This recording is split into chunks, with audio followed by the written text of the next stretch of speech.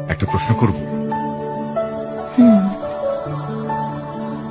একজন মানুষের জীবনে সবচেয়ে গুরুত্বপূর্ণ কোনটি? ভালোবাসা নাকি মায়া? হঠাৎ এই প্রশ্ন কেন? বলো না। আমার তো মনে হয় ভালোবাসা। ভুল। মায়া।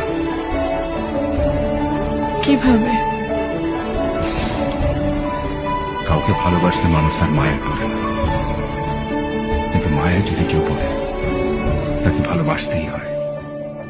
একজন মানুষ ছেলে অনেককে ভালোবাসতে পারে, কিন্তু মায়ায় শুধুমাত্র একজনেরই পড়ে।